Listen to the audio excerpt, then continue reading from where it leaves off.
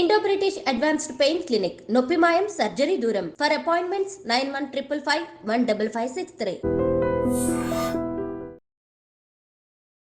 Hi, welcome to I dream. నా పేరు రాజా. ఈరోజు మనతో పాటు స్టూడియోలో ఉన్నారు సీనియర్ ఫిల్మ్ క్రిటిక్ శ్రీనివాస్ గారు. ఈరోజు రిలీజ్ అయిన గేమ్ చేంజర్ మూవీ ఎలా ఉంది, అందులో ప్లస్లు ఏంటి, మైనస్లు ఏంటి, ఇలాంటి అన్ని విషయాలను ఆయన అడిగి తెలుసుకుందాం. హాయ్ సార్, నమస్తే. హాయ్ సార్, ఎంతో కాలంగా ఫ్యాన్స్ అందరూ వెయిట్ చేస్తున్న మూవీ గేమ్ చేంజర్ ఎట్టకేలకు ఈ శుక్రవారం రిలీజ్ అయింది. మీరు సినిమా చూశారు, మీ రివ్యూ తెలుసుకోవాలని చాలామంది ఆడియన్స్ రెడీగా ఉన్నారు. సో మీకు ఎలా అనిపించింది మూవీ? ఒక మాటలో చెప్పాలంటే ఫస్ట్ హాఫ్ మంచిగా అనిపించిందండి. కలెక్టర్ సీన్స్ అన్నీ కూడా చాలా బాగా చేశారు.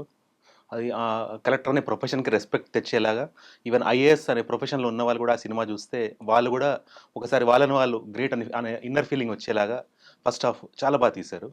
కానీ ఆ ఫస్ట్ హాఫ్ చూసి మనం ఇంటర్వల్ తర్వాత సెకండ్ హాఫ్ని మనము ఇంకా బెటర్గా ఎక్స్పెక్ట్ చేస్తాము యాజ్ ఎ ఫిల్మ్ ఆడియన్స్గా. కానీ అది ఎక్కడో కొంచెం మిస్ అయినట్టు అనిపించింది. ఆ ఫస్ట్ హాఫ్ ఉన్నంత ఎఫెక్టివ్గా సెకండ్ హాఫ్ లేకపోవడం కొంచెం డిసప్పాయింట్మెంట్. అంటే ఏ ఎలిమెంట్ తగ్గింది సార్? అంటే కథలో ఏమన్నా లోపం ఉందా, కథనంలో ఏమన్నా లోపం ఉందా, అంటే ఏం తగ్గింది అక్కడ? అంటే ఆ కలెక్టర్ అనే ప్రొఫెషన్ని మనం ఎప్పుడో ఒక డిగ్నిఫైడ్గా రెస్పెక్ట్ఫుల్గా చూస్తాము.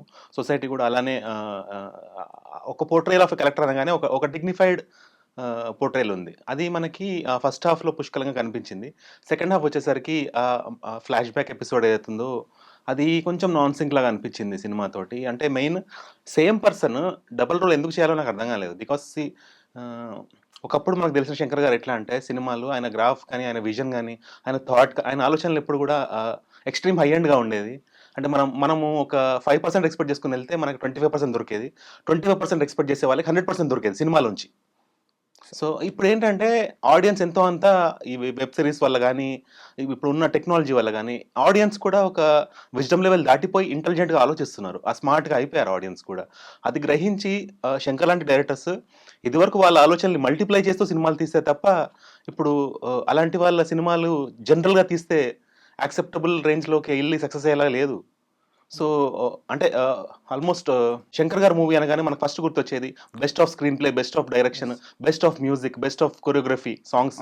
అంటే ఇలా అన్ని ఎలిమెంట్లు అంటే మీరు మనని ఆడియన్స్ని ఒక థియేటర్లో కూర్చోబెట్టి అష్టదిగ్బంధనం చేసేవారు శంకర్ గారు. ఇలా ఇది బాగుందా అంటే బాగుంది, ఇది బాగుందా అంటే బాగుంది, అంటే ఇది బాగాలేదు అని చెప్పడానికి ఏ అంశం మనకి దొరకకుండా అంత ఇంటెలిజెంట్గా, అంత క్లెవర్గా ప్యాక్ చేసేవాళ్ళు మూవీని. ఇప్పుడు ఏంటంటే సినిమా నాలెడ్జ్ లేని జనరల్ ఆడియన్స్ కూడా ఒక శంకర్ గారి సినిమాలోంచి ఇవి తప్పులని చెప్పగలుగుతున్నారంటే మీరు ఆలోచించండి. ఎస్ సార్, అర్థమైంది. సార్, ఇక్కడ అంటే ఇప్పుడు మీరు రామ్ చరణ్ 2 క్యారెక్టర్లో కనిపించారని చెప్పి అంటున్నారు. యాక్చువల్గా అయితే 2 క్యారెక్టర్లు కానీ 3 లుక్స్లో కనిపించారు. ఒకటి మన ఐఏఎస్ రోల్లో కనిపించారు, అండ్ ఒకటి కాలేజ్ స్టూడెంట్ రోల్లో కనిపించారు, అండ్ మూడోది వచ్చి ఫాదర్ క్యారెక్టర్ అప్పన్న రోల్లో కనిపించారు. వీటిలో నటన పరంగా రామ్ చరణ్లో మీరు ఎలాంటి అప్డేట్ గమనించారు? యాజ్ అ స్టూడెంట్గా he was looking young and ఆ క్యారెక్టర్ తన సూట్ అయ్యిండు, తన ఏజ్కి మ్యాచ్ అయింది కాబట్టి.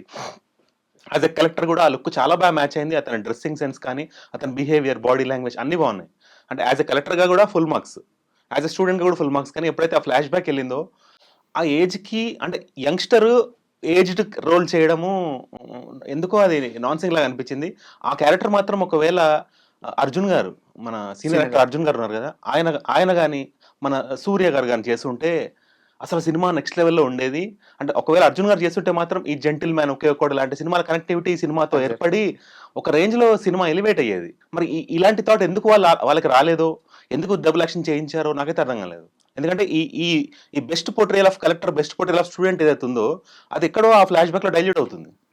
అంటే శంకర్ గారి సినిమాలో ఏదైతే ప్లస్ అయ్యేదో ఫ్లాష్ బ్యాక్, అదే ఇక్కడ మైనస్ అయ్యే ఛాన్స్ ఎక్కువ అవుతుంది. ఎందుకంటే ఆ క్యారెక్టర్లో ఉండాల్సినంత significance, importance on screen time లేకనో ఏమో వాళ్ళు అది ప్రాపర్గా జస్టిఫై చేయలేకపోయారు, ఫ్రాంక్లీ స్పీకింగ్. అంటే సినిమా వచ్చేసి 2021లో స్టార్ట్ అయింది సార్, 2024కి ఎండ్ అయింది, 2025 స్టార్టింగ్ మనకి రిలీజ్ అయింది. చూసుకుంటే 4 years మనకి టైం ఉంది. చాలా ఎక్కువ రోజులు ప్రొడక్షన్ వర్క్ కూడా జరిగింది. టైం లేక జరిగింది తప్పిదమంటారా? అంటే production wise of course there are so many delays. అంటే ఆయన ఒకేసారి ప్యారలల్గా 2 పడవల మీద కాలు పెట్టేశారు. ఒకటేమో కమల్ హాసన్ గారి మూవీ, ఒకటేమో ఇది. ఆ మధ్యలో జరిగిన డిస్ప్యూట్స్, అంటే ఆ ప్రొడక్షన్ హౌస్ డిస్ప్యూట్స్, అలాంటి డిస్టర్బెన్సెస్ చాలా జరిగినాయి. మరి ఆ విధంగా ఎక్కడైనా మరి ఈ main soul of the movie నుంచి డైవర్ట్ అయ్యారేమో అని నిజంగానే మీరు అన్నట్టు అనిపిస్తుంది కొంచెం. ఓకే, ఆ soul of the movie first హాఫ్లో పర్ఫెక్ట్గా మెయింటైన్ అయింది. సెకండ్ హాఫ్లో ఆ సోల్ ఎటో వెళ్ళిపోయింది, సినిమా ఎటో వెళ్ళిపోతుంది. సార్ ఇంకోటి వచ్చేస్తే ఈ సినిమాకి కథ ఇచ్చింది కార్తిక్ సుబ్బరాజ్ గారు. అవును. ఆయన సినిమాల్లో ఆ సోల్ పాయింట్ అనేది చాలా బలంగా ఉంటుంది. దాని చుట్టూ అద్భుతమైన ఒక స్క్రీన్ ప్లే అల్లుకొని ఒక మంచి సినిమాని డెలివరీ చేస్తారు ఆయన. అవును. అలాంటి ఒక డైరెక్టరు ఒక మంచి లైన్ ఇచ్చినప్పుడు శంకర్ గారు ఇలాంటి ఎమోషన్స్ని నెక్స్ట్ లెవెల్కి తీసుకెళ్ళడంలో టాప్ డైరెక్టర్. బట్ ఎక్కడ ఫెయిల్యూర్ అయ్యారంటారు? స్క్రీన్ ప్లే విషయంలోనా, లేకుంటే డైలాగ్స్ విషయంలోనా, ఆ ఎమోషన్ పట్టుకోవడంలోనా ఎగ్జాక్ట్గా ఎక్కడ ఫెయిల్ అయ్యారంటారు? అదే అండి, ఆ ఫ్లాష్ బ్యాక్ ఎప్పుడైతే అసలు ఈ సినిమాలో ఆ ఫ్లాష్ బ్యాక్ ఎంతవరకు అవసరం అనేది every one has to think of it. అంటే చూసే ఆడియన్స్కి కూడా అనిపిస్తుంది ఇదేంటి సడన్గా వచ్చింది అని. అంటే కొన్ని సీన్స్ కూడా మరి ఫస్ట్ హాఫ్లో కొంచెం లాజికల్గా వెళ్ళారు. కొన్ని పాయింట్స్ మనకు కూడా యాజ్ ఆడియన్స్ తెలుసుకునే అవకాశం ఉంది. అంటే మనకి జనరల్గా శంకర్ గారు మూవీస్లోంచి ఎంతో అంత we can download some knowledge, కొత్త విషయాలు తెలుస్తాయి.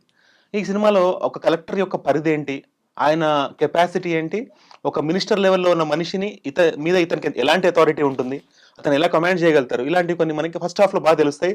అవన్నీ కూడా లాజికల్గా కూర్చున్నాయి సినిమాలు, కన్విన్సింగ్ అనిపిస్తుంది. అదే సెకండ్ హాఫ్లో వచ్చేసరికి ఓవర్ లిబర్టీ తీసేసుకొని ఏది పడితే అది తీసేయడం లాగా అయిపోయింది సినిమా. అంటే ఆల్మోస్ట్ క్లైమాక్స్లో మీరు అబ్జర్వ్ చేస్తే హీరోయిన్ వచ్చేసి ఓటింగ్ కౌంటింగ్లో ఉంటుంది, ఆమె ఏం డాక్టర్గా చూపించారు.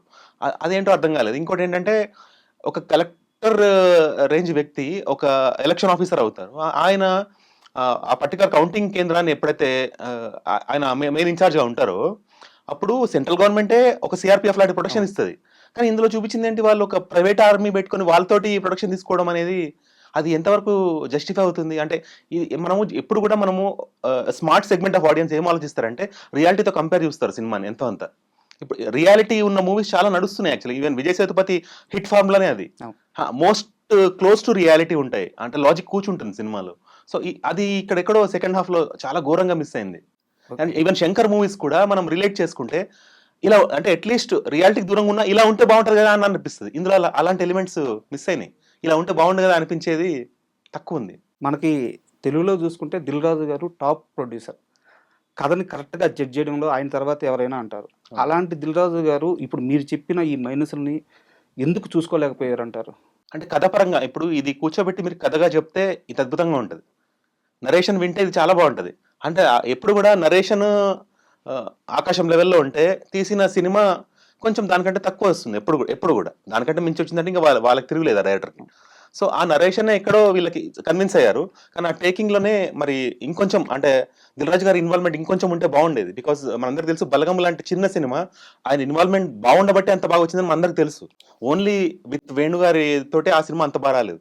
ఆయన ఎన్నోసార్లు రీషూట్ చేయించి అవసరమైతే ఏదన్నా కంట్రిబ్యూట్ చేస్తూ ఆ బలగం సినిమా అంత బాగా తెచ్చిందే దిల్రాజు గారు. Everybody knows that. సో అంత కేపబుల్ ప్రొడక్షన్ హ్యాండిల్ చేసే దిల్రాజు గారు ఈ సెకండ్ హాఫ్ని మరి ఎక్కడో నిజంగా మిస్ఫైర్ అయ్యింది. ఓకే, సినిమాలో రామ్ చరణ్ గారితో పాటు అంజలి గారు ఆమెది చాలా కీ రోల్ అని చెప్తున్నారు. చాలా బాగా యాక్ట్ చేశారని ఆమెకి మంచి ప్రశంసలు అందుతున్నాయి. సో ఆమె క్యారెక్టరేషన్ ఎలా ఉంది? ఆమెకి ఒక షాక్ వల్ల ఒక వైకల్యం అనే ఒకటి పెట్టారు. కానీ అది ఆ వైకల్యం లేకపోయినా ఆ సినిమాకి ఏమాత్రం డిఫరెన్స్ వచ్చేది కాదు. అంటే ఆ వైకల్యం అనేది కొంచెం ఒక స్టేజ్ వరకు బాగుంటుంది, కానీ ఆ తర్వాత ఒక స్టేజ్లో ఆడియన్స్ ఫీల్ ఇరిటేట్. అలా అవ్వకూడదు ఎప్పుడు కూడా. ఒక వైకల్యం కూడా మనం కన్విన్సింగ్ అనిపించాలి, ఎమోషనల్ కనెక్ట్ అవ్వగలగాలి. అది మిస్ అయ్యింది. ఇంకోటి ఏంటంటే ఫ్లాష్ బ్యాక్లో ఎప్పుడైతే రామ్ చరణ్ పబ్లిక్ అడ్రస్ కానీ ప్రెస్ అడ్రస్ కానీ చేయాల్సి వచ్చినప్పుడు ఆయనకుండే చిన్న వైకల్యం వల్ల అది జరగలేనప్పుడు తనలో తను కుమిలిపోతూ మదన పడుతూ ఉన్నప్పుడు ఆ wife tries to support him in every possible way. అంటే అది సైకలాజికల్గా, ఫిజికల్గా, డివోషనల్గా, ఇన్ ఎవ్రీ పాసిబుల్ వే ఒక వైఫ్గా ఆయన లక్ష్యాన్ని అర్థం చేసుకొని ఎంత చేయగలుగుతుందో అంత చేయడానికి ట్రై చేస్తుంది. తను కూడా అంటే పబ్లిక్కి కూడా తను ఎంతో అంత ఫేవరబుల్గా ఉంటుంది. అలాంటప్పుడు అతను ఎవరినో పెట్టే బదులు వైఫ్నే పెట్టచ్చు లీడర్షిప్గా. ఏదైతే పొలిటికల్ పార్టీ పెడతారో అతనికి ఒక ఫ్యాన్లో కనిపించింది, వాళ్ళ వైఫ్లో కనిపించలేదా? నాకు అది అర్థం కాలేదు. మీరు చూసిన సినిమాని వేరే ఈ పర్స్పెక్టివ్ లో మీరు ఆలోచించండి. అంటే see audience are able to think better than the makers అంటే మీరు ఆలోచించండి. It should never happen. ఎప్పుడు కూడా ఒక చూసే ఆడియన్స్ కంటే తీసే డైరెక్టర్ ఆలోచన ఎక్కడో ఉండాలి, అందుకోలేనంత దూరంలో ఉండాలి. కానీ ఇప్పుడు 25% of audience are able to give better versions of the films that are coming. Sir ఇక్కడ సినిమాకి సంబంధం లేని, అంటే ఈ సినిమాకి సంబంధం లేని ఒక జనరల్ క్వశ్చన్ అడుగుతున్నాను. చెప్పండి. ఈ మధ్యకాలంలో సోషల్ మీడియాలో ఫ్యాన్ వార్ అనేది విపరీతంగా పెరిగిపోయింది. ఈవెన్ హీరోలు వాళ్ళు చాలా క్లోజ్గా మూవ్ అవుతున్నారు, మేమంతా ఒకటే అని ఒక గట్టి సైన్ ఇండికేషన్ లాగా ఇస్తున్నారు. కానీ ఫ్యాన్ వార్స్ మాత్రం ఆగట్లేదు. లాస్ట్ టైం రిలీజ్ అయిన దేవరా సినిమాకి కానీ ఇప్పుడు రిలీజ్ అయిన ఈ సినిమాకి కానీ చాలా త్వరగా ఫస్ట్ షోలు పడంగానే కొంచెం ఎక్కువ నెగిటివిటీ రావడానికి ఈ ఫ్యాన్ వార్లు కారణమని మీరు అనుకుంటున్నారా? అంటే ఈ సినిమాకి నెగిటివిటీ ఏమొచ్చింది? అంటే కొంత బాగలేదనడం, సెకండ్ హాఫ్ ఇది బాగలేని అనడం, లేకుంటే అంటే బాగాలేకపోతే బాగాలేదు అంటారు కదా. అంటే ఫ్యాన్స్ కావాలని ఇంకాస్త దాన్ని ట్రోల్ చేయడం. అలా అలా జరుగుతుంది. I don't no. First half నేను చెప్తాను కదా, first half is really worth. Okay. అంటే ఒక ఫ్యామిలీ ఉంటారు కదా, ఫ్యామిలీలో చిన్న చదువుకునే పిల్లలు ఉంటారు కదా, అలాంటి వాళ్ళకి ఈ ఫస్ట్ హాఫ్ కంపల్సరీ చూపించాల్సిన సినిమా ఇది. అంటే ఎంతో అంత ఇన్స్పైర్ అవుతారు వాళ్ళ లైఫ్లో. అంటే అంటే ఆ సినిమాలో ఎలా చూపించారంటే జస్టిఫికేషన్, అది చాలా నచ్చింది నాకు పాయింట్. ఒక స్టూడెంట్గా ఉండి అతనికి విపరీతమైన కోపం ఉంటుంది. ఆ కోపంతో అందరినీ కొట్టేయాలన్నంత అగ్రెసివ్నెస్ ఉంటుంది.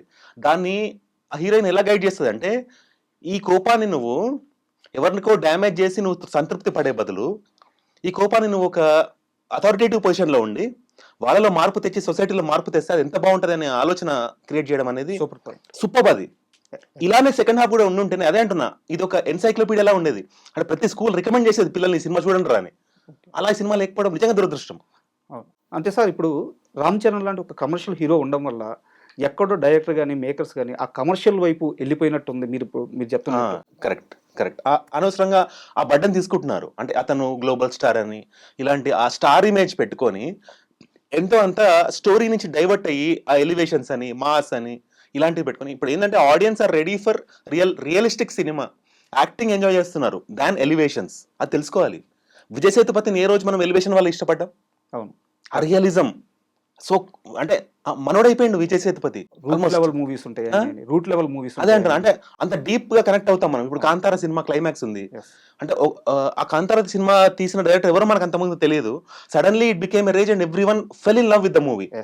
So if a general director, ఎవరికి తెలియని డైరెక్టరే కాంతార లాంటి సినిమా తీయగలిగితే, శంకర్ లాంటి మల్టీ పాసిబిలిటీస్ ఉన్నాయి. అంటే ఎవ్రీథింగ్ ఈజ్ ఇన్ ప్లేస్. నీకు ఏం కావాలంటే తీసుకో అని అంత ఓపెన్ మీకు దిల్ రాజు గారు ఇస్తున్నప్పుడు ఛాన్స్, ఆ కాంతారాలో మనం పొందిన ఎక్స్పీరియన్స్ కి 10 times పొందితేనే ఆ సాటిస్ఫాక్షన్.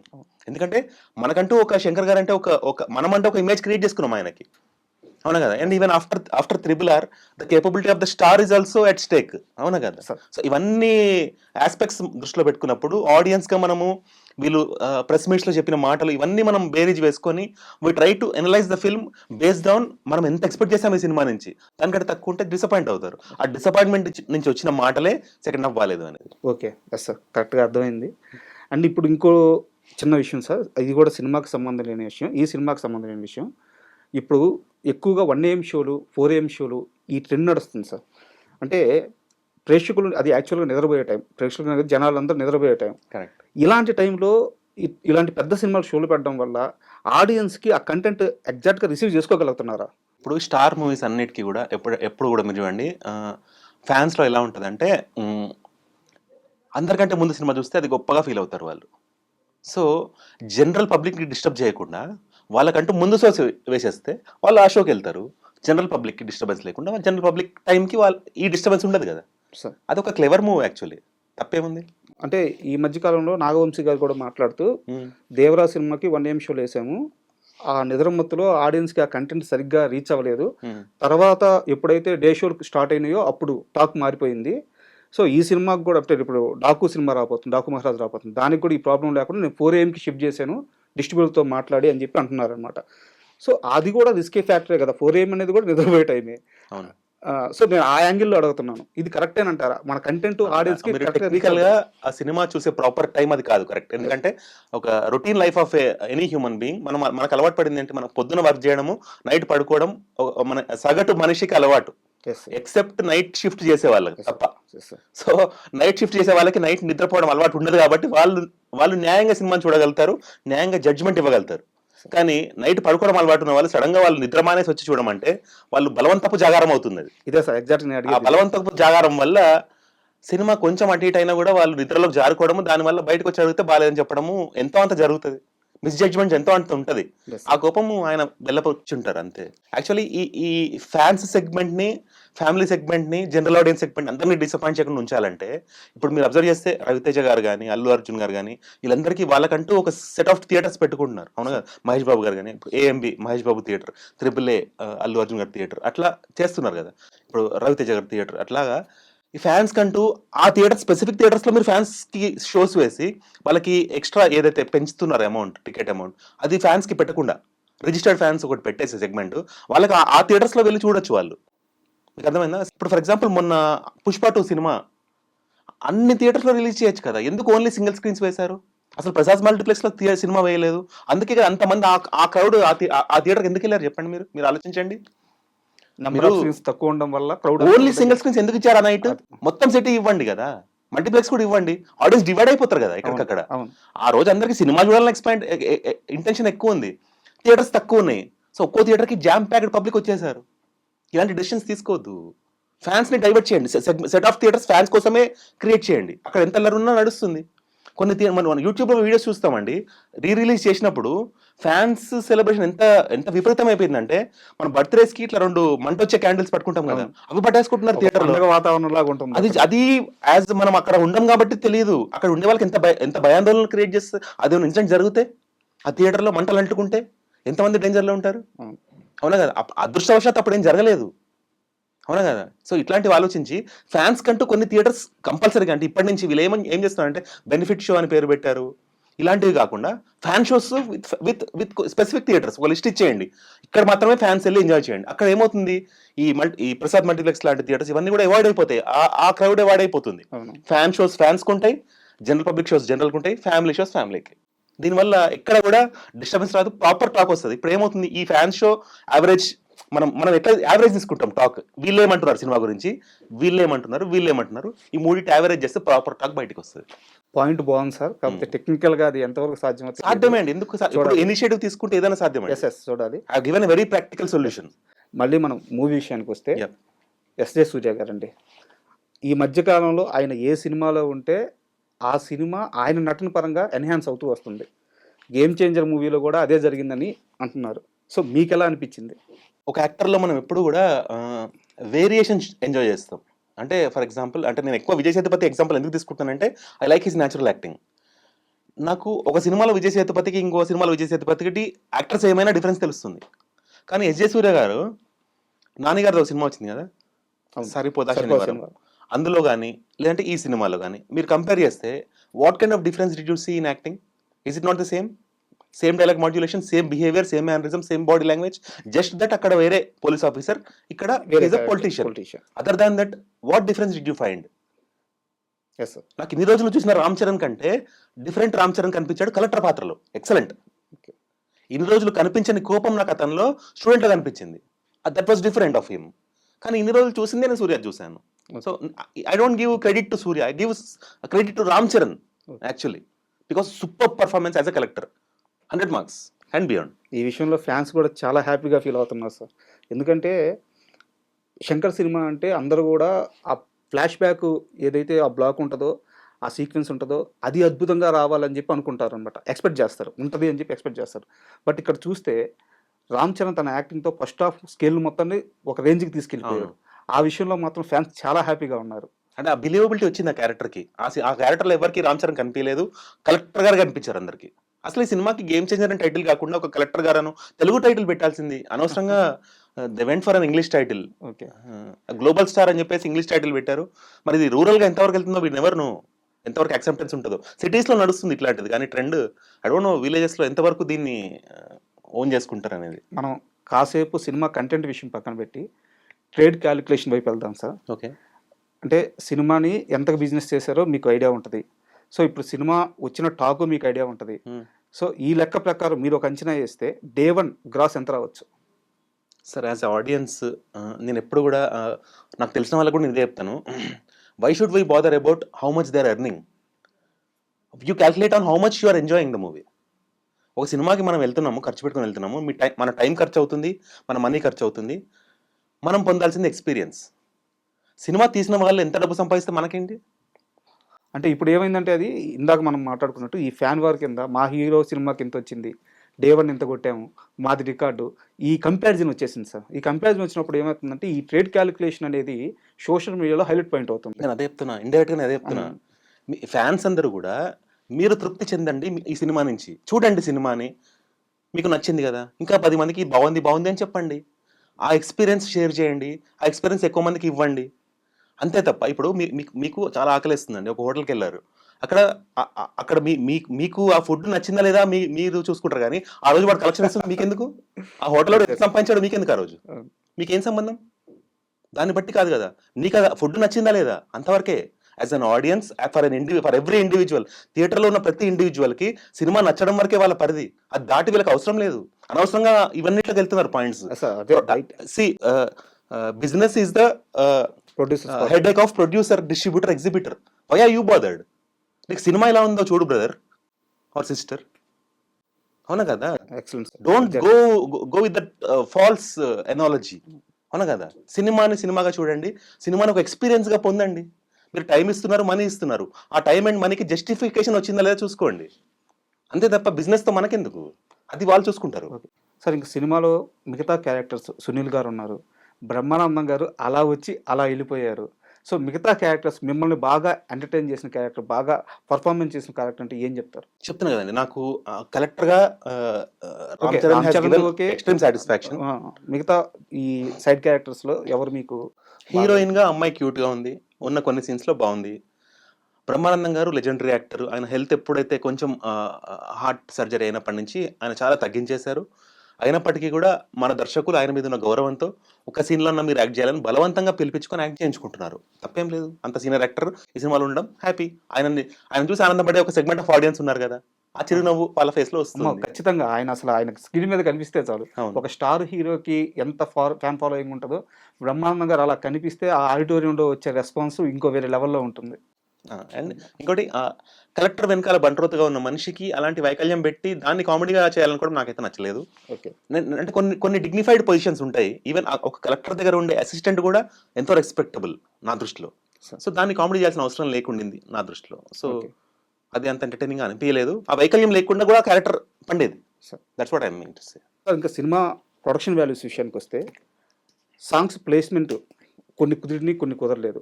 అలాగే ఆ మేకింగ్ కాస్ట్ కూడా చాలా హై లెవెల్లో ఉంది అనమాట. సినిమా స్కేలు ఒక రేంజ్లో ఉన్నప్పుడు ఆ పాటల స్కేల్ కూడా దానికి మ్యాచ్ అవుతూ ఉండాలి కదా. సో ఎందుకు అంత ఓవర్ ఇన్వెస్ట్మెంట్ ఆ సాంగ్స్ మీద చేయడం అంటారు? ఇప్పుడు మనము సినిమా రిలీజ్ అయినప్పుడు ఆ సినిమా మొత్తం సినిమా గురించి మాట్లాడతాము, కానీ సినిమా రిలీజ్ అయిపోయి కొన్ని ఇయర్స్ తర్వాత కూడా సాంగ్స్ మనకి మెమరీస్గా ఉంటాయి. అంటే ఒక సినిమా రిఫరెన్స్ చెప్పాలంటే మనం జనరల్గా ఒక డైలాగ్తోనో ఒక పాటతోనో చెప్తాము. యూట్యూబ్లో పాట మోగుతూ ఉంటుంది, స్కూల్ యాన్యువల్ డేస్లో, కాలేజ్ యాన్యువల్ డేస్లో, డీజేల్లో ఈ పాటలు మోగుతూ ఉంటాయి. అంటే ఒక సాంగ్ లైఫ్ సినిమాతో ఆగిపోదు, ఒక సాంగ్ లైఫ్ చాలా ఎక్కువ. సో ఆ సాంగ్ని వాళ్ళు విజువల్గా ఎంత గ్రాండియర్ తీసుకెళ్తే పబ్లిక్లో అంత సాటిస్ఫాక్షన్ లెవెల్ రీచ్ అవుతుంది. అంటే చాలా సినిమాలు మీరు అబ్జర్వ్ చేస్తే సినిమా బాగాలేకున్నా పాటల వల్ల హిట్ అయిన సినిమాలు చాలా ఉన్నాయి. ఒక సినిమాకి పాటల వల్లే లిఫ్ట్ వచ్చిన సినిమాలు చాలా ఉన్నాయి. అంటే నాకు అలాంటి ఎగ్జాంపుల్ బేబీ మూవీ ఉంది, మ్యూజిక్ వల్లే సినిమా నిలబడింది యాక్చువల్లీ. సో కొన్ని శంకర్ లాంటి డైరెక్టర్ ఉన్నప్పుడు అట్లీస్ట్ సాంగ్స్ కూడా గ్రాండియర్ లేకపోతే అది పెద్ద కంప్లైంట్ అవుద్ది. ఆ కంప్లైంట్ రానిలేదు థ్యాంక్ఫుల్లీ. అంటే నా క్వశ్చన్ గ్రాండియర్ గురించి కాదు సార్, అంటే పెట్టిన ఆ బడ్జెట్కి ఆ సాంగ్స్ అంత రీచబుల్గా ఉన్నాయా? అంటే సాంగ్స్ మిమ్మల్ని ఎంగేజ్ చేస్తున్న మ్యూజిక్ కానీ మ్యూజిక్ పరంగా అంటున్నారా మీరు, విజువల్ పరంగా అంటున్నారా? రెండు. అంటే విజువల్ గా బాగానే అసలు ఫస్ట్ దోప్ సాంగ్ వాజ్, నేను ప్రసాద్ మల్టీప్లెక్స్ బిగ్ స్క్రీన్ లో చూసాను, dope song was top notch. అంటే ఒక గ్లోబల్ స్టార్ అనే ఒక బిరుదు ఉంది కదా. అంటే ప్రతి హీరోకి కొన్ని ఇండెక్స్ షాట్స్ ఉంటాయండి. నేను ఎగ్జాంపుల్ చెప్తాను. ఇండెక్స్ షాట్స్ అంటే ఎగ్జాంపుల్ ఇప్పుడు బ్రో అనే సినిమా వచ్చింది, బ్రో సినిమా మొత్తంలో బెస్ట్ ఇండెక్స్ షాట్ ఏంటి అంటే ఇంటర్వెల్లో పవన్ కళ్యాణ్ గారిని ఒక విశ్వరూపంలా చూపిస్తారు స్క్రీన్ మీద. ఆ స్టార్ కి ఆ సినిమాలో వచ్చిన ట్రిబ్యూట్ లాంటిది ఆ షాట్, అర్థమైనా? అట్లాగా ఇప్పుడు ఈ పుష్ప 2 సినిమా ఉంది, అందులో లేడీ గెటప్ లో ఉన్నప్పుడు సడన్ గా ఇట్లా ప్యాన్ షాట్ ఆయన ఫ్రీజ్ లో ఉంటారు, అది that is the index shot for the movie. అట్లాగా ఈ సినిమాలో ఈ dope song is the index of the movie అని చెప్పొచ్చు. అంటే ఆ గ్లోబల్ స్టార్ అనే దానికి న్యాయం ఏంటి అంటే ఈ దోప్ సాంగ్ ఎక్సలెంట్, అసలు నెక్స్ట్ లెవెల్. సో అలా ఉండాలండి, ఆ ఖర్చు డిజర్వ్ చేస్తుంది. అలా అలా ఉంటేనే ఆ ఎంజాయ్మెంట్. అంటే ఇది నేను కేవలం ఫ్యాన్స్ అనే కాదు, జనరల్ ఆడియన్స్ కూడా కొంచెం ఆ గ్రాండియర్ కోరుకుంటారు కదా. ఇప్పుడు మీరు టికెట్ రేట్ పెంచారు కదా, ఆ పెంచిన దాని న్యాయం ఎక్కడ జరిగిందంటే దోప్ సాంగ్ గట్టిగా జరిగింది. ఈవెన్ ఆ జరగండి సాంగ్ కూడా జరగండి. But more than that dope song చాలా బాగుంది యాక్చువల్లీ. అవును. అండ్ ఇంకోటి తమిళ్ మ్యూజిక్ గురించే సార్. సాంగ్స్ మీరు చెప్పినట్టు సూపర్. బ్యాక్గ్రౌండ్ స్కోర్ ఎలా ఉంది, మీకు ఎలా అనిపించింది? అంటే మ్యూజిక్ పరంగా మనకి శంకర్ గారి గురించి ఎప్పుడు అంటే ఫ్యూచర్లో ఎప్పుడు ఎవరన్నా శంకర్ గారు బయోపిక్ తీస్తారు కదా, అప్పుడు ఎవరన్నా ఆయన గురించి చెప్పాల్సి వస్తే, అంటే ఈ మధ్య డాక్యుమెంటరీస్ వస్తున్నాయి డైరెక్టర్స్ మీద, అవును. అలా ఎవరి గురించి చెప్పాల్సి వస్తే శంకర్ గారు మనకి అద్భుతంగా వినిపించారు, అద్భుతంగా కనిపించారు పాస్ట్లో, అవునా? ఎస్. ఈ మధ్య ఎక్కడో కేవలం అద్భుతము విజువల్గా ఉండి ఎక్కడో సౌండ్ పరంగా తగ్గుతున్నట్టు కంప్లైంట్స్ వస్తున్నాయి. ఈవెన్ ఇండియన్ 2లో కూడా ఉన్న టెక్నీషియన్ మంచి టెక్నీషియనే, కానీ మనం దేంతో కంపేర్ చేస్తున్నాము? ఏఆర్ రెహమాన్తో కంపేర్ చేస్తున్నాము. ఏఆర్ రెహమాన్ బెస్ట్ టెక్నీషియన్ అని తెలుసు, శంకర్ బెస్ట్ టెక్నీషియన్గా ఉన్న డేస్లో వీరిద్దరి కాంబినేషన్ దద్దరిల్లిపోయింది. ఆడియో క్యాసెట్లు ఉన్న టైంలో అసలు ఆ సేల్స్ ఏ ఆడియోకి లేనంత సేల్స్. నో స్టాక్ ఎప్పుడు కూడా ఆల్మోస్ట్. అంటే అప్పట్లో పైరసీ ఇంత లేదు కాబట్టి, ఇప్పుడంటే మొత్తం ఆన్లైన్ అయిపోయింది కాబట్టి చెప్తున్నా. అంటే ఈ సినిమాకి నిజంగా ఏఆర్ రెహమాన్ ఉంటే అసలు అంటే ఇంత ఖర్చు పెట్టారు ఒక్కొక్క సాంగ్కి, మరి ఏఆర్ రెహమాన్ ఎఫోర్డ్ చేయలేకపోయారా? అదే నా దట్స్ సింపుల్ డౌట్. అది మేకర్స్ చాయిస్ లాగా అనిపిస్తుంది సార్. వాంటెడ్ గా అంటే తీసుకొని ఎందుకు అంటే మరి వాళ్ళిద్దరి మధ్యలో ఏం డిఫరెన్స్ వచ్చిందో I don't know. A R Rahman ఉండుంటే ఇంకా చాలా బాగుండేది యాక్చువల్లీ. ఓకే. అంటే కాదా? Exactly. ఈ సినిమాకి ఇదేనా లేదు, ఈ సినిమా సెకండ్ హాఫ్ బాగా తీయచ్చు, ఈ సినిమా మ్యూజిక్ ఇంకా చాలా బాగా ఉండొచ్చు, పాసిబిలిటీ ఉంది. విజువల్ గా జస్టిస్ చేశారు, కానీ ఆడియో పరంగా the music could have been much better than what they gave. Okay. Even background musics కూడా, ఈవెన్ అంటే ఇంట్రొడక్షన్ షాట్ అండి, ఇప్పుడు introduction shot could have been much better actually. నేను చాలా చాలా బెటర్ ఎక్స్పెక్ట్ చేశాను. అంటే ఒక జనరల్ మాస్ డైరెక్టర్ లాగా చూపించేశారు ఇంట్రొడక్షన్. ఐ ఫెల్ట్ అంటే ఒక శంకర్ సినిమాలో హీరోయిన్ ఎలా చూపిస్తారు అనేది అదొక టాకింగ్ పాయింట్, అవునా కదా? అలా అనిపించలేదు, ఇంకా బెటర్, చాలా బెటర్ ఉండొచ్చు. ఇప్పుడు రామ్ చరణ్ గ్లోబల్ స్టార్ అనే ఒక ట్యాగ్తో జనాల్లోకి వెళ్తున్నారు. ఆయనకు ఆ కెపాసిటీ ఉందని త్రిబుల్ ఆర్ ఆల్రెడీ ప్రూవ్ చేసింది. అయితే ఇప్పుడు ఈ సినిమా రిజల్ట్ రామ్ చరణ్ మార్కెట్ మీద ఏమైనా ప్రభావం చూపించే అవకాశం ఉంటుందా? అంటే every movie when it comes అప్పుడుండే జోష్, అప్పుడుండే టైమ్స్ వేరే. సో మార్కెట్ పరంగా మేబీ నెక్స్ట్ మూవీకి ఎంత ఖర్చు పెట్టాలనేది ప్రీవియస్ మూవీ కలెక్షన్ మీద డిపెండ్. కరెక్ట్ మీరు చెప్పినట్టు. సో ఆ ప్రీవియస్ మూవీ ఎంత కలెక్ట్ చేసిందో అంత కాన్ఫిడెంట్గా మార్కెట్లో అతని ఒక రెమ్యూనరేషన్ కానీ, అతని యొక్క స్పెండింగ్, ప్రొడ్యూసర్ యొక్క స్పెండింగ్ కేపబిలిటీ భయపడకుండా ఖర్చు పెట్టే ఇది ఉంటుంది. సో ఇది ఇప్పుడు సంక్రాంతి సీజన్ కాబట్టి వాళ్ళకంటే ఒక వెరీ స్ట్రాంగ్ ఫ్యాన్ బేస్ ఉంది కాబట్టి ఖచ్చితంగా కలెక్షన్స్ మంచిగానే వస్తాయి. అంటే కలెక్షన్స్ పరంగా there will be no big difference. అంటే డ్రాప్ అవ్వదు, ఫాల్ అవ్వదు. ఎందుకంటే ఇప్పుడు మొత్తం సినిమా బాగాలేనప్పుడు వేరే. ఆల్మోస్ట్ ఫస్ట్ హాఫ్ చాలా బాగుంది, సెకండ్ హాఫ్లో కొన్ని పోర్షన్స్ బాగాలేదు. సో సంక్రాంతి సీజన్ అనేది కాస్త కలెక్షన్స్ పెంచవచ్చు అంటారు. ఫెచింగ్ టైం కదా, ఫెచింగ్ టైం, హాలిడేస్ టైం. ఇప్పుడు హాలిడేస్ టైంలో ఏముంది recreation? Every recreation is become costly. ఉన్న కాస్ట్లీ రిక్రియేషన్స్లో అఫోర్డబుల్ రిక్రియేషన్ ఇస్ సినిమా. పైగా రామ్ చరణ్కి మార్కెట్ పరంగా భయంకరమైన ఫ్యాన్ బేస్ ఉంది. అలాగే కలెక్షన్స్ పరంగా ఫస్ట్ నుంచి ఒక 3 days కంటిన్యూస్గా కలెక్షన్ కొట్టగల కెపాసిటీ టాప్ హీరోల్లో ఆయన ఒకరు. సో ఇది సినిమాకి ఖచ్చితంగా ప్లస్ అవుద్దంటారు. అంటే ఇప్పుడు మనకి సంక్రాంతి ఎట్లా ప్లస్ అట్లా మైనస్ కూడా ఎట్లా అంటే, ఇప్పుడు 10th ఇవాళ 10th గేమ్ చేంజర్ రిలీజ్ అయింది, 12th బాలకృష్ణ గారి సినిమా వచ్చేస్తుంది, 14th మళ్ళీ వెంకటేష్ గారి సినిమా వచ్చేస్తుంది. అంటే ఆడియన్స్కి 3 ఆప్షన్స్ ఇచ్చేసాం మనం, 3 సినిమాలు చూడండి అని, అవునా? సో ఫస్ట్ సినిమా చూస్తారు, మళ్ళీ నెక్స్ట్ సినిమాకి రెడీ అవ్వాలి. ఎప్పుడు 1 week కూడా లేదు, జస్ట్ ఎల్లుండి ఆ సినిమా వచ్చింది చూసాము, మళ్ళీ ఎల్లుండి ఇంకోటి. అలా ఉండేసరికి థియేటర్స్ డిస్ట్రిబ్యూట్ అయిపోతాయి, అవునా కదా? ఉన్న థియేటర్సే పంచాలి కదా, కొత్త థియేటర్ వీళ్ళ కోసం సృష్టించలేరు, అవునా కదా? ఇప్పుడు ఈ 12th వచ్చేసరికి బాలకృష్ణ గారికి కొన్ని సెట్ ఆఫ్ థియేటర్స్ ఇచ్చేయాలి. అంటే ఆబ్వియస్లీ దీని కలెక్షన్ తగ్గుతుంది. అంటే క్యాల్కులేటెడ్గా ఫస్ట్ డే సెకండ్ డే ఎంత కలెక్షన్ వస్తుందో ఈ సినిమాకి కంపేర్ చేస్తే థర్డ్ డే తక్కువ, బికాస్ ఆఫ్ కొత్త మూవీ వచ్చేసింది. మళ్ళీ first second third fourth fifth day ఇంకా తక్కువ. ఎందుకు? ఇంకో సినిమా, కొత్త సినిమా వచ్చేసింది. 3 కొత్త సినిమాలకి థియేటర్లు అంటే ఆ వెంకటేష్ గారి సినిమా వచ్చి దాని నెక్స్ట్ డే నుంచి కూడా we can get the actual picture. A cinema capacity ఎంత, ఏ సినిమా రిసెప్షన్ ఎంత, ఏ సినిమాకి ఎంత సాటిస్ఫై అయ్యారు ఆడియన్స్, యాక్చువల్ ఫిగర్ మనకి 3 సినిమాలు వస్తాయి కానీ చెప్పలేము. Okay, as of now first movie వచ్చింది, let's hope it makes good money. Sir ఫైనల్గా నాకు 2 విధాల రివ్యూ కావాలి. మీ అనాలిసిస్ ప్రకారం ఫ్యాన్స్కి ఏం చెప్తారు, జనరల్ ఆడియన్స్కి ఏం చెప్తారు సినిమా గురించి? అంటే మీరు ఎంత స్ట్రాంగ్గా రికమెండ్ చేస్తారు ఫ్యాన్స్కి, జనరల్ ఆడియన్స్కి? ఫ్యాన్స్ అయితే మనం రికమెండ్ చేసినా చేయకపోయినా they celebrate the movie. General audience మాత్రం the movie has very worthable first half and few good scenes in the second half. So ఎవరి టాక్ ఎలా ఉన్నా కూడా ఎప్పుడు కూడా క్రియేట్ యువర్ ఓన్ ఒపీనియన్. ఒకళ్ళ ఒపీనియన్ విని దాన్ని మీ ఒపీనియన్గా మార్చుకోకుండా మీరు వెళ్ళి మీరు ఒపీనియన్ ఇచ్చే స్టేజ్లో ఉన్నారు. ఆడియన్స్ అందరూ క్లేవరే ఉన్నారు ఇప్పుడు. 90% of the audience are capable of creating their own opinion. So why do you go with others opinion? నేను చెప్తున్నా, నన్ను నేను కూడా క్రిటిసైజ్ చేసుకుంటున్నా ఇక్కడ. నేను ఒపీనియన్ ఇస్తున్నప్పటికీ కూడా నేనేం చెప్తున్నా, మీ ఒపీనియన్ క్రియేట్ చేసుకొని నా ఒపీనియన్తో కంపేర్ చేసుకోండి, అది బాగుంటుంది. అంతేగాని నా ఒపీనియన్తో వెళ్ళిపోద్దు, ఏ ఒక్కరి ఒపీనియన్తో వెళ్ళిపోద్దు. గేమ్ చేంజర్ దిల్ రాజు గారి సినిమా గురించే మాట్లాడుకుంటున్నాము. రేపు 12వ తేదీ డాకు మహారాజ్ ఆయన డిస్ట్రిబ్యూటర్గా సినిమా రాబోతుంది. 14వ తేదీ ఆయనే ప్రొడ్యూసర్, సంక్రాంతికి వస్తున్నా రాబోతుంది. ఈ 2 సినిమాలు ఎలా ఉండబోతాయి అనుకుంటున్నారు మీరు? అంటే మీరు ఇప్పుడు దాకా వచ్చిన ప్రమోషనల్ కంటెంట్ చూసుంటారు, సాంగ్స్ చూసుంటారు. సో మీకు ఎలా అనిపించింది? డాకు మహారాజ్కే ఎక్కువ స్కోప్ ఉంది, ఎక్కువ హైలైట్ అవ్వడానికి, మోర్ దాన్ వెంకటేష్ గారి మూవీ. అంటే బికాస్ వెంకటేష్ గారిని ఆ ఫ్యామిలీ మూవీస్ ఇదివరకు చాలా మూవీస్లో చూసాం మనం. అంటే it's a nostalgic kind of movie. And Anil Ravipudi గారికి ఆడియన్స్లో టేస్ట్ ప్రకారం 50-50 ఉంది. అంటే 50% ఆడియన్స్ ఎంజాయ్ చేస్తారు ఆయన కామెడీ, 50% ఆడియన్స్ ఆయన కామెడీని క్రింజ్ అని ట్రాల్ చేస్తారు. F2 మూవీ చాలా బాగుండింది. F2 కంటే F3 అంత బాగుందా అంటే కష్టం చెప్పడం. మరి ఇది 3rd మూవీ వెంకటేష్ గారితో. F2 was the first movie, super ఉంది, నాకు కూడా నచ్చింది. F2 కంటే F3 కొంచెం తగ్గింది, లెస్ దాన్ F2. అవును.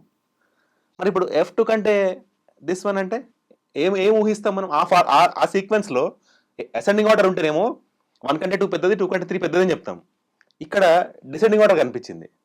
ఇది లేస్తే అది వేవ్ లాగా వెళ్తుంది. ఈ సినిమా హిట్ అవుతే అది వేవ్ లాగా ఫార్మ్ అవుతుంది, లేదంటే డిసెండింగ్ ఆర్డర్ అవుతుంది. బట్ ఇప్పుడు దాకా వచ్చిన సంక్రాంతికి వస్తున్నాం సాంగ్స్ అయితే సూపర్ డూపర్ హిట్ అయినాయి. అంటే ట్రైలర్ కూడా ఫ్యామిలీ ఆడియన్స్కి తగ్గట్టు బాగా రీచబుల్గా ఉన్నట్టుంది. సో చూడాలి. ఫ్యామిలీ ఆడియన్స్ స్క్రీన్ మీద ఫ్యామిలీని చూసి ఎంజాయ్ చేస్తారా, స్క్రీన్ మీద ఎంటర్టైన్మెంట్ ఎంజాయ్ చేస్తారా? ఖచ్చితంగా ఎంటర్టైన్మెంట్. ఈ లాజిక్ పట్టుకోవాలి. సంక్రాంతికి 12వ తేదీ బాలయ్య బాబు సినిమా రాబోతుంది డాకు మహారాజు. ఇప్పుడు దాకా వచ్చిన ప్రమోషనల్ కంటెంట్ అదిరిపోయింది.